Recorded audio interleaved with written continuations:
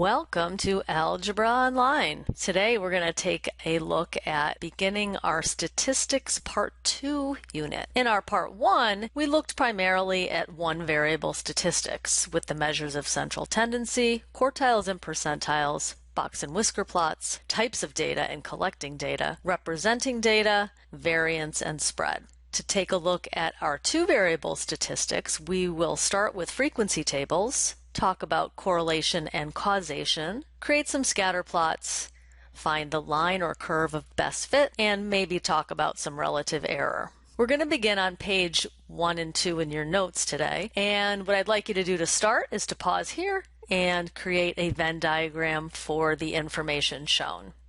My Venn diagram is shown. Notice I have a title on both of my circles. There also are a number of students that we need to put outside of the circles because they are students that are not on the honor roll, nor do they play a sport. So this information is very useful. A two-way table is very similar to this, but it makes it easier to analyze. If I want to look, for instance, at what percent of the students are on the honor roll and play a sport, what percent of the students are neither, what percent of the students that play a sport are on the honor roll, etc. So what I'd like you to do is pause the video here and create a two-way table for the information shown.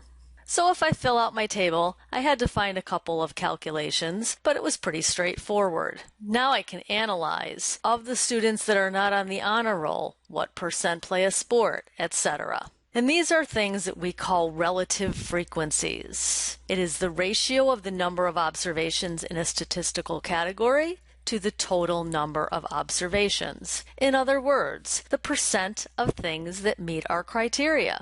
The marginal relative frequency are the total number of responses for each value of a category. Those are the totals that are in the margins. The joint relative frequency are the numbers in the body of the table. Each joint cell is a frequency from two categorical, that should say, variables. So let's take a look at the grades on science projects, complete this table, and we'll talk about the marginal and joint frequencies.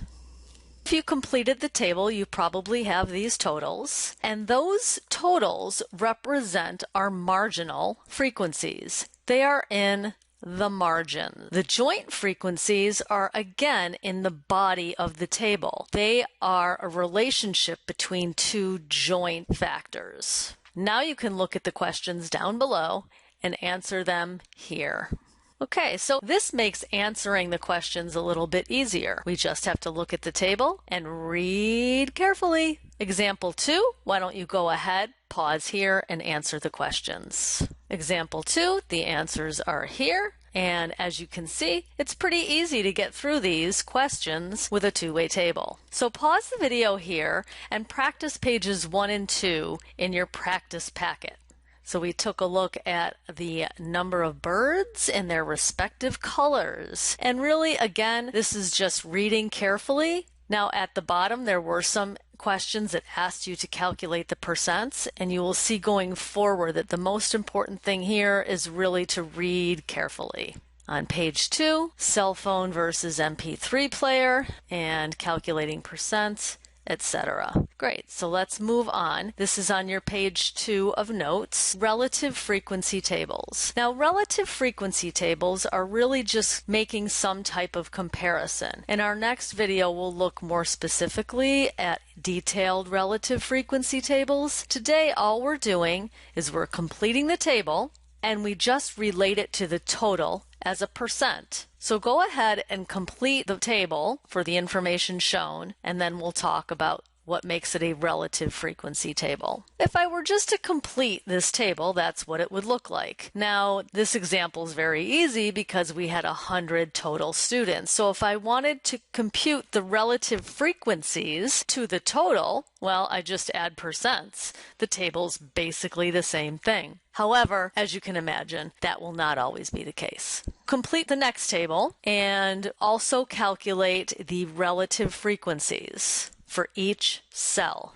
As you can see, I completed the table with the numbers shown, and then I computed, well, what's 28 out of 150? What's 43 out of 150? And I got all of my percentages. These should total up by column and by row.